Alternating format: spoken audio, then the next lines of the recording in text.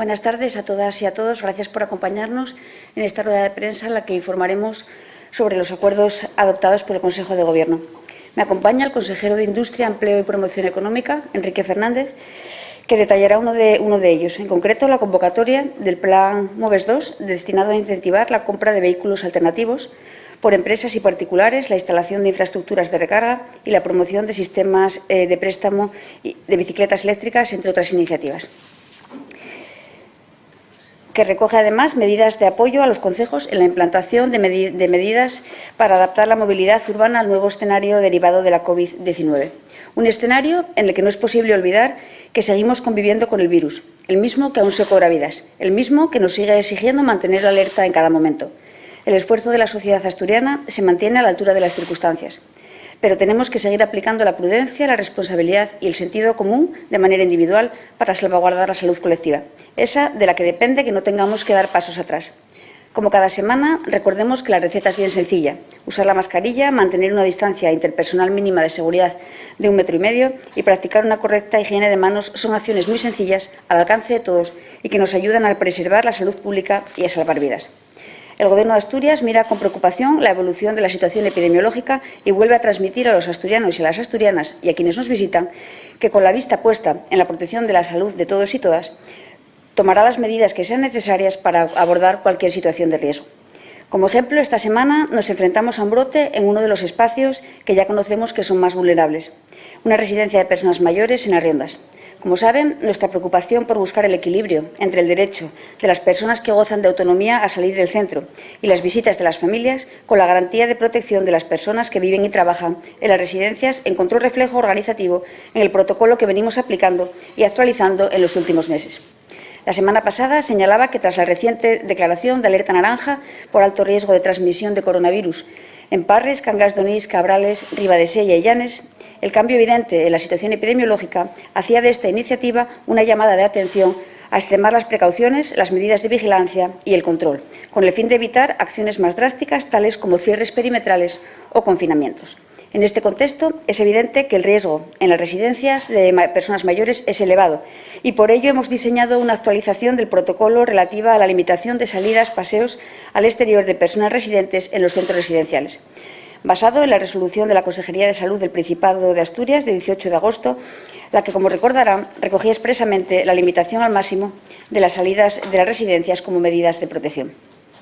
Este documento ha sido fruto del diálogo con la representación de las familias, de las propias personas residentes y de los y las profesionales de los centros, y contiene medidas de carácter temporal motivadas y sujetas a juicio de proporcionalidad y ponderación, y mantiene el adecuado equilibrio y proporcionalidad entre el ejercicio total, sin limitaciones de derechos y libertades individuales, con nuestro deber de garantizar derechos colectivos y con el interés público en una situación de crisis sanitaria. Este protocolo, sujeto a actualización permanente, se aplicará en el conjunto de centros residenciales. Otra de las prioridades en las que el Gobierno de Asturias centra sus esfuerzos en este momento es en la organización de la vuelta a las clases. Sin duda, un esfuerzo sin precedentes que da respuesta a las expectativas de una situación extraordinaria como la que estamos viviendo. Este esfuerzo tiene, como saben, un reflejo económico. Serán más de 40 millones de euros los que se destinen a la puesta en marcha de este nuevo curso escolar. Más de 30 millones destinados al refuerzo de personal docente y alrededor de otros 10 millones destinados a otras inversiones como los materiales de protección y la adecuación de espacios. En este marco, el Consejo de Gobierno ha autorizado hoy un gasto de más de 21 millones de euros para el nombramiento de personal temporal docente para hacer frente a las necesidades derivadas de la COVID-19 en los centros públicos. Como ven, la preocupación del Gobierno de Asturias se centra en la atención a las personas, especialmente de aquellas que se encuentran en situación de mayor vulnerabilidad.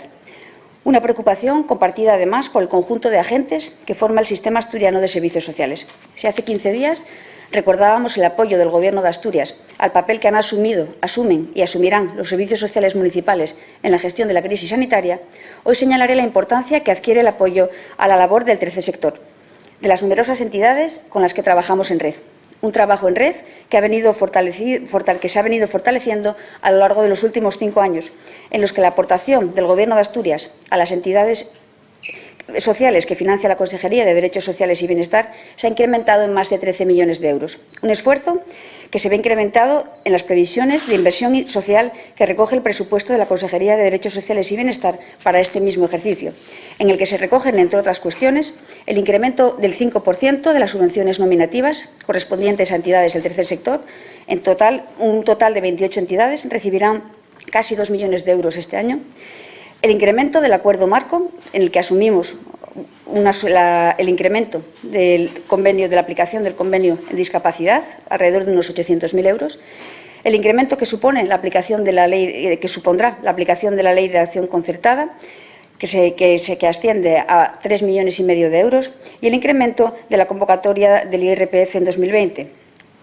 Alrededor de medio millón de euros. Hablamos, por tanto, de pasar de un incremento total del importe vinculado a subvenciones previsto para este ejercicio de un 8,39%. A modo de resumen, y en la comparativa de destino de inversión del conjunto de la Consejería, la variación interanual al alza de subvenciones a entidades sociales sería de ese 8,39%, comparando el ejercicio 2019 y este ejercicio, el 2020, y del 24% desde el año 2017. Unas variaciones positivas que duplican a la evolución de la propia Consejería, que desde 2017 ha visto incrementado su presupuesto un 10%, y triplican las subvenciones a entidades locales gestoras de servicios sociales generales.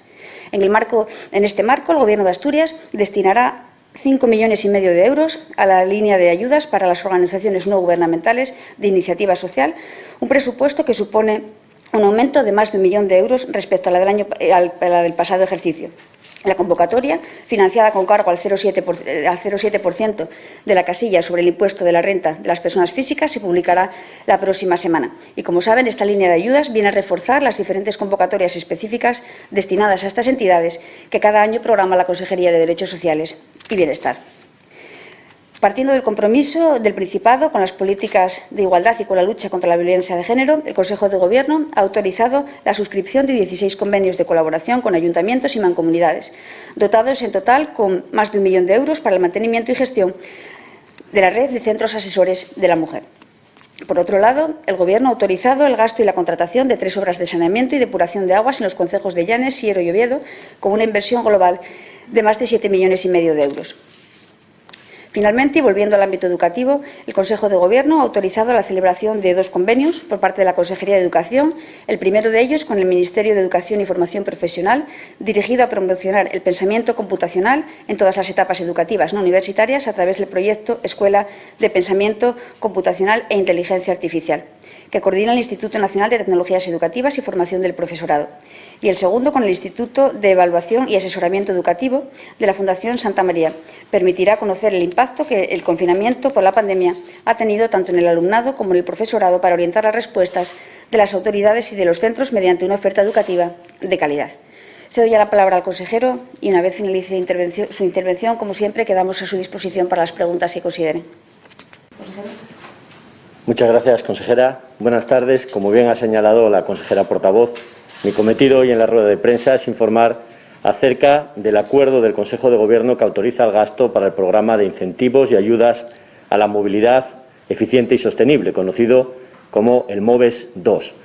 En cualquier caso, permítanme, con carácter previo, contextualizar el marco, la línea de trabajo en la que el Gobierno de Asturias aprueba en el día de hoy estas ayudas que se pondrán a disposición de las asturianas y asturianos que deseen comprar un nuevo vehículo con combustibles alternativos a partir de este mes. Como todos ustedes saben, el Gobierno de España y el Gobierno de Asturias estamos firmemente alineados con los compromisos de la Unión Europea relativos a los objetivos de neutralidad climática y reducción de las emisiones contaminantes. En el caso de nuestro país, estos compromisos vienen reflejados en el Plan Nacional Integrado de Energía y Clima para el periodo 2021-2030. Este documento, conocido por su acrónimo, el PNIEC,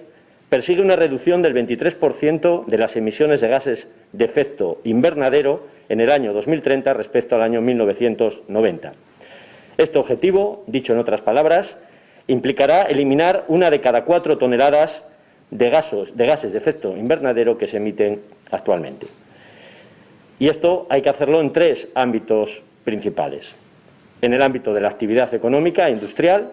en segundo lugar en el sector residencial y, en tercer lugar, en la movilidad y en el transporte. Son los principales elementos emisores en la actualidad. En el caso de Asturias, y de cara a contribuir al logro de estos objetivos climáticos, estamos trabajando en diferentes ámbitos para colaborar con los sectores afectados. Por un lado, en la gestión de líneas de ayuda y programas de eficiencia y diversificación energética en el sector industrial. Por otro lado, en la mejora de la eficiencia energética en el sector de la construcción, concretamente en la rehabilitación energética de edificios. Y, en tercer lugar, en la promoción de la movilidad eléctrica insostenible, en la cual se marca la medida que detallaré a continuación. Pero permítanme continuar en este preámbulo, en este marco contextual en el que se agrupan las ayudas, y diré, en primer lugar, que en el ámbito industrial, a finales de julio ya anunciábamos una ampliación del programa de ayudas a proyectos de eficiencia y diversificación energética presentados por pymes y grandes empresas industriales. En aquel momento esa ampliación suponía 7,3 millones de euros más, que sumaban un total de 12,08 millones de euros, que era el triple del presupuesto inicialmente asignado. En el sector residencial, segundo gran bloque, en 2019 hemos gestionado a través del programa estatal PARER ayudas para proyectos de rehabilitación energética de edificios por 16,82 millones de euros en ayudas directas, lo que nos ha situado en la segunda comunidad autónoma española, después del País Vasco, con más fondos gestionados, nada más que el 23,82% del total del programa estatal, y sirva a modo de ejemplo una inversión, como decía, de 16,82 millones de euros en rehabilitación energética frente a otras comunidades como Andalucía, que no llegaron a los 91.000 euros. Para este año, el nuevo programa de rehabilitación energética de edificios, conocido como el PRE, con doble E, movilizará en Asturias al menos 7,596 millones de euros. Y luego, ya viniendo al día de hoy, al acuerdo de Consejo de Gobierno referido, hoy hemos aprobado un gasto plurianual por importe de 2.068.929 euros con 94 céntimos para la convocatoria del Plan MOVES II de movilidad eficiente y sostenible. Unos fondos que aporta el Gobierno de la Nación a través del IDAE, que, como bien saben, depende del Ministerio de Transición Ecológica y Reto Demográfico. Este programa está destinado a varios objetivos. En primer lugar, por ejemplo, incentivar la compra de todo tipo de vehículos con combustibles alternativos por parte de empresas particulares y entidades públicas, y estamos hablando de todo tipo de vehículos, automóviles, vehículos pesados, motocicletas y bicicletas. También está destinado a ayudar a sufragar la instalación, los costes de instalación de infraestructuras de recarga,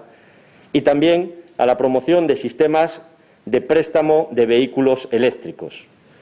Asimismo, se incluye en esta edición el desarrollo de planes de movilidad en los centros de trabajo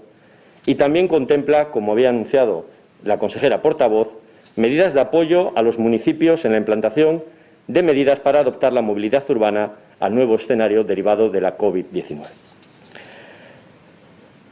Hasta la fecha, los planes MOVES de fomento de la movilidad eficiente han tenido una acogida muy positiva, tanto entre los particulares como las pequeñas y medianas empresas, que están aprovechando estas ayudas para renovar flotas e incorporar vehículos no contaminantes. Por esta razón,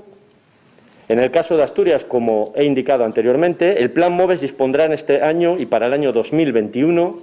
de algo más de 2 millones de euros, aproximadamente el doble de los fondos disponibles en la primera convocatoria. Entre las principales novedades del MOVES II frente al anterior programa MOVES I, además del incremento que he mencionado de la dotación presupuestaria, cabe destacar varios aspectos. En primer lugar, que el plazo para la presentación, para la solicitud de las ayudas, será de un año desde la publicación de la convocatoria. Y, por supuesto, si quieren saber cuándo va a ser pública esta convocatoria, les diré que desde el Gobierno de Asturias estamos trabajando para que su publicación sea este mismo mes. En segundo lugar, otro elemento novedoso del MOVES II es que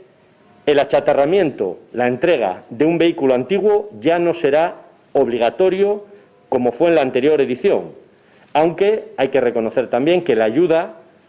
la subvención, es algo superior cuando se entregue un vehículo antiguo para achatarrar. Y también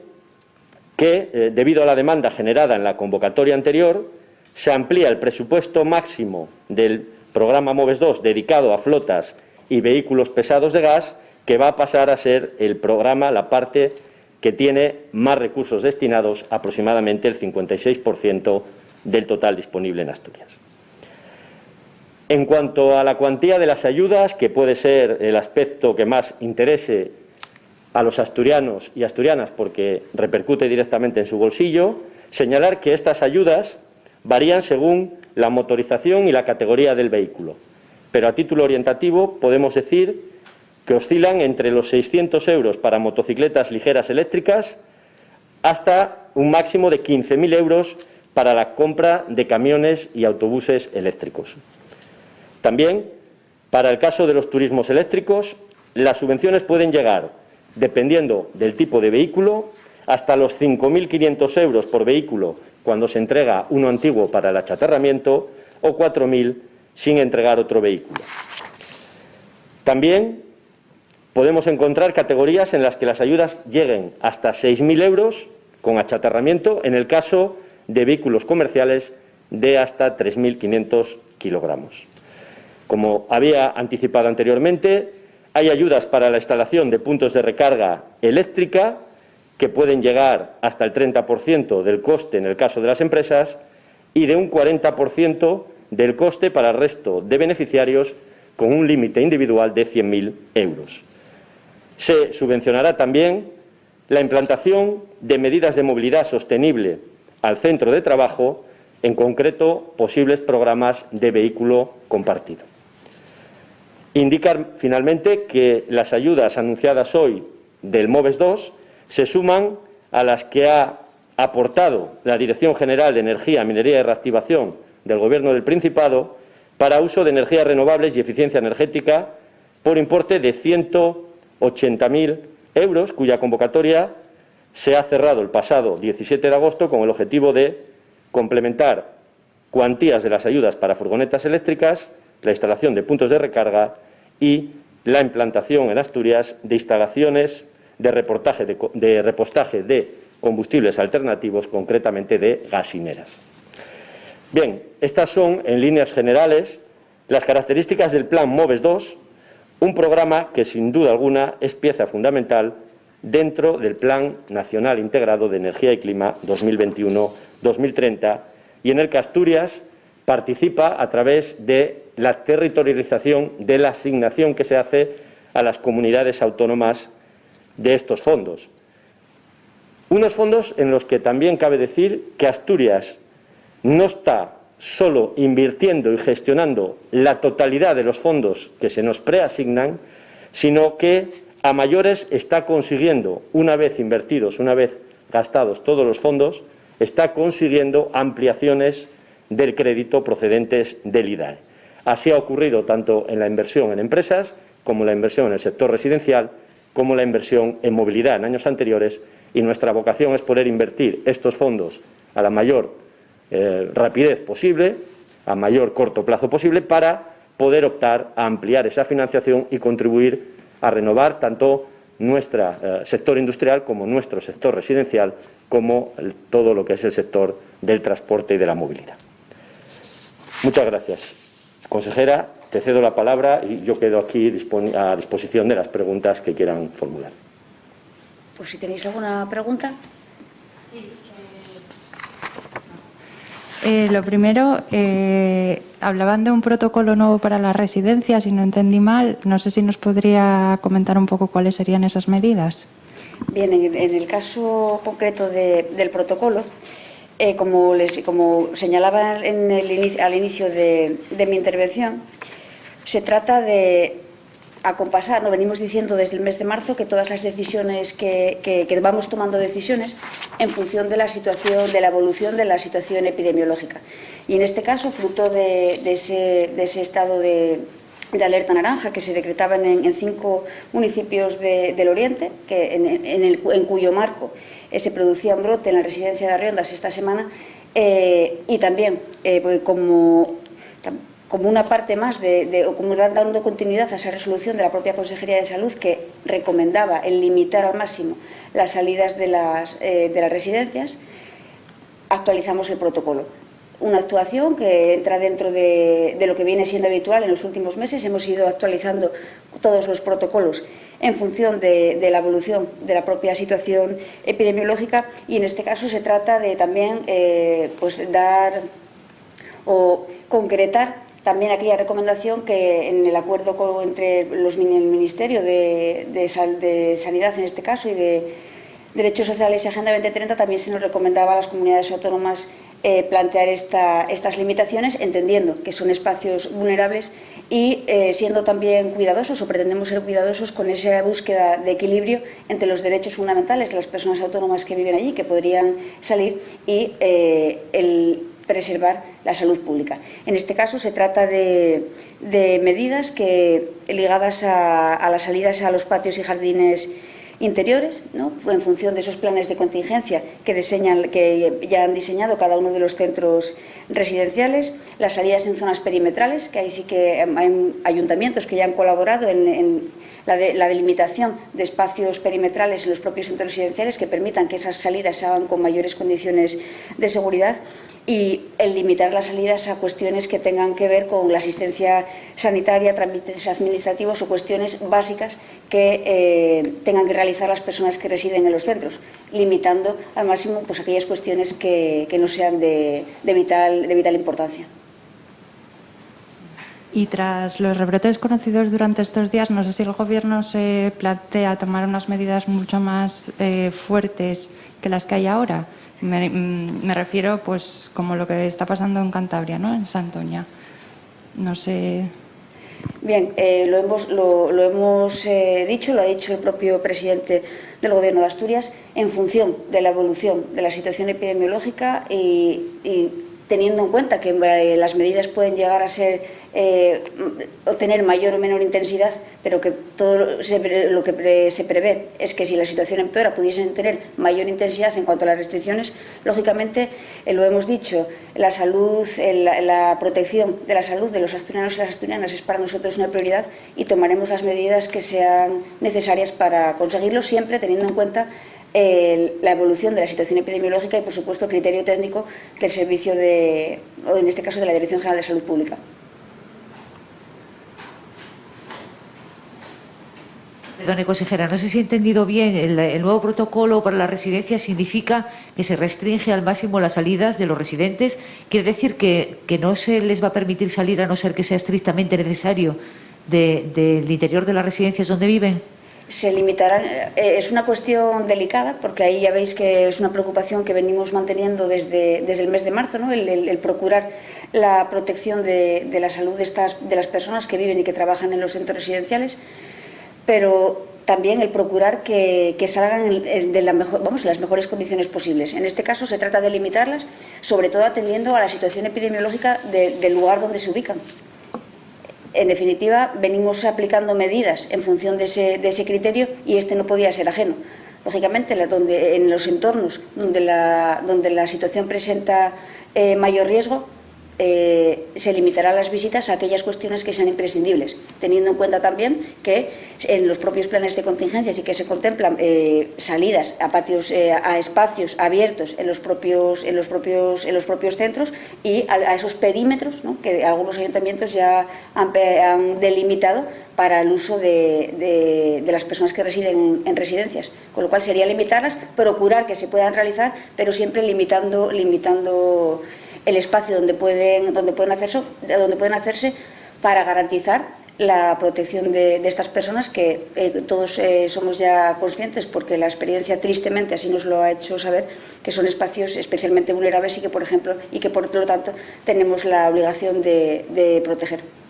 Salidas y visitas, ha dicho usted ahora, ¿no? ¿También en las visitas se restringen de nuevo? No, en este caso hablaríamos de la limitación de salidas y paseos. Las visitas, bueno, en las condiciones que cada plan de contingencia de cada uno de los centros marca, se seguirían desarrollando en este caso. Si me permite, quería hacerle otra pregunta. Viendo las subvenciones que han aprobado para el tercer sector, bueno, no sé si le ha sorprendido esta mañana ver la protesta del tercer sector aquí. Yo no sé si ha faltado comunicación entre el Gobierno y las organizaciones y cuál puede ser el malentendido. Pues en relación a este tema y por contextualizar, conocíamos esta reivindicación del tercer sector. No hace, en este caso, la reivindicación hace mención a las convocatorias habituales que viene programando la Consejería de Derechos Sociales y Bienestar, y conviene señalar algunas cuestiones en relación a este tema. La primera, que ninguna persona en Asturias se va a quedar sin atender. El Gobierno de Asturias no va a dejar a nadie atrás, lo hemos dicho, lo hemos repetido y seguimos manteniendo ese compromiso. A lo largo de estos últimos meses se ha puesto de manifiesto la fortaleza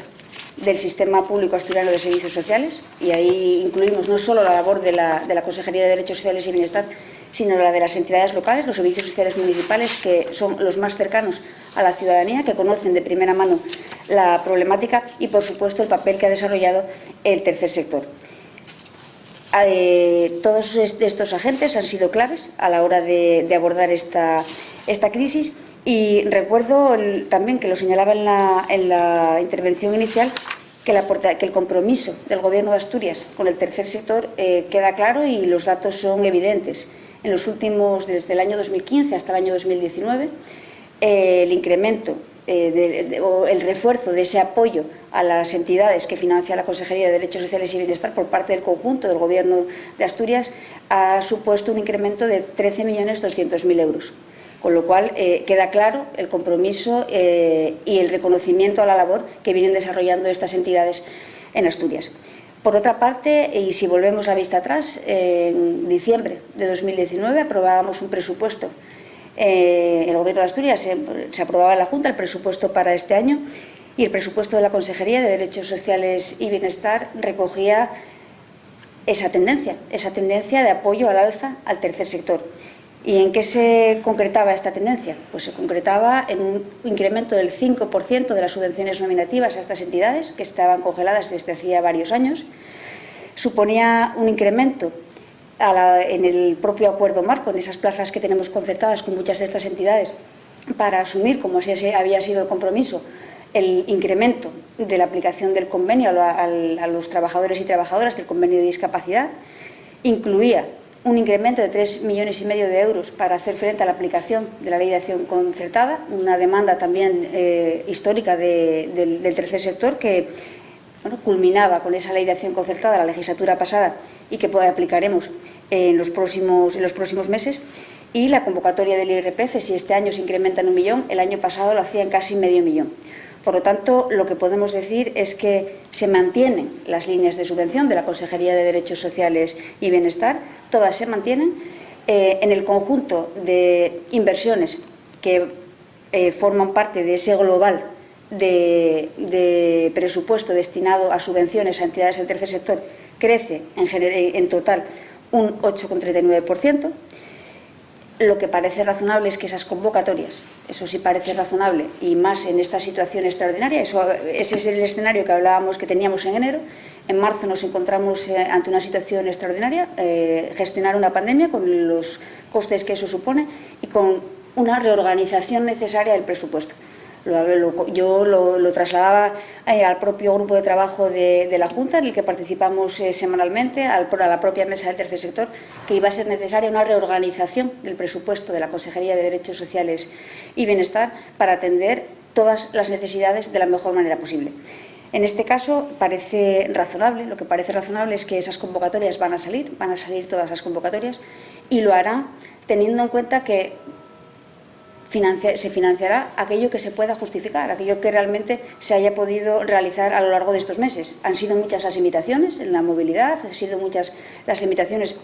que por el decreto del estado de alarma hemos tenido que asumir, que han tenido que asumir las entidades, y por lo tanto parece razonable que esas convocatorias se ajusten a lo que realmente se va a poder ejecutar. y que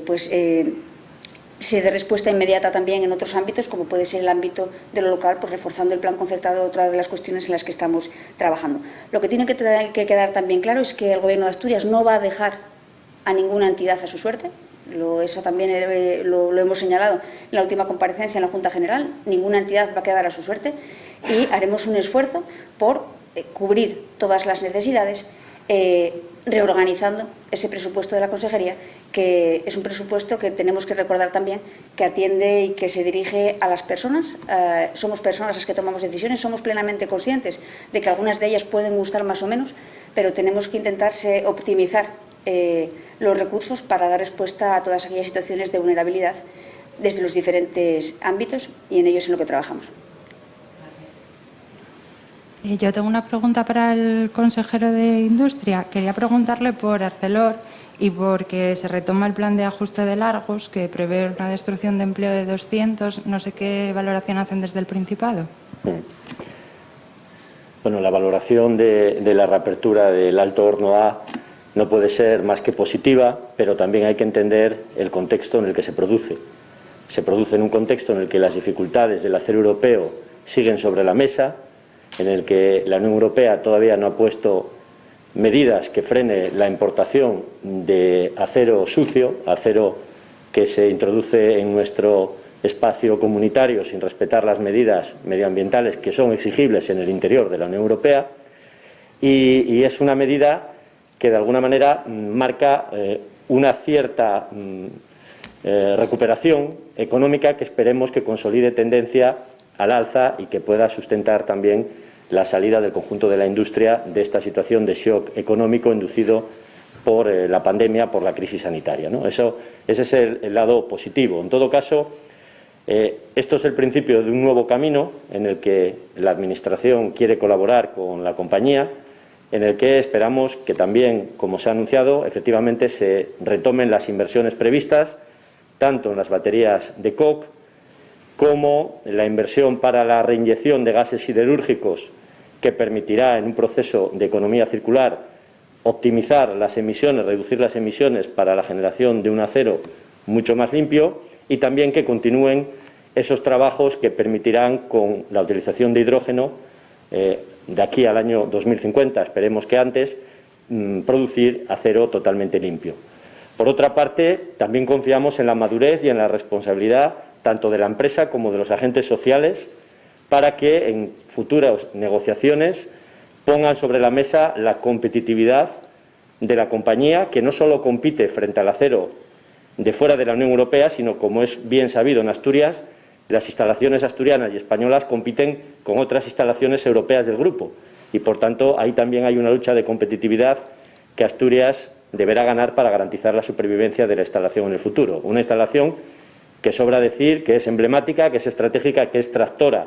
para el sector industrial asturiano, y que entre todas las partes, y ya le digo, yo confío en la madurez y en la responsabilidad de todas las partes, debemos luchar para mantener en Asturias por muchos años.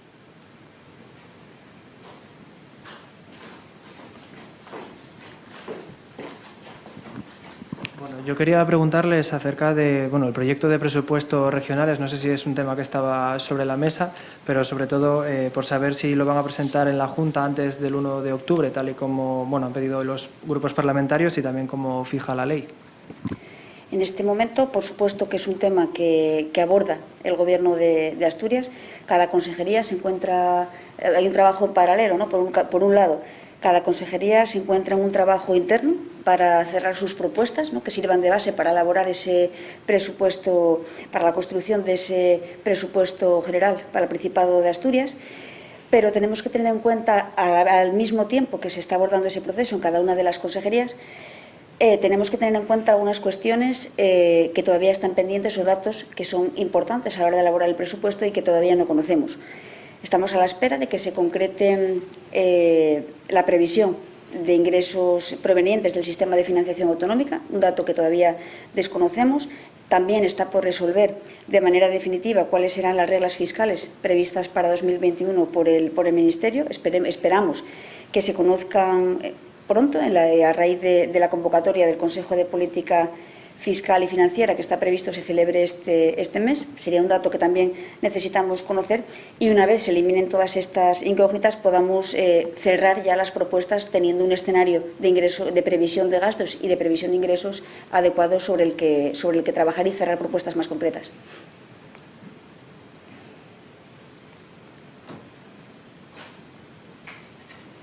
¿Alguna otra cuestión? Pues muchas gracias. Gracias.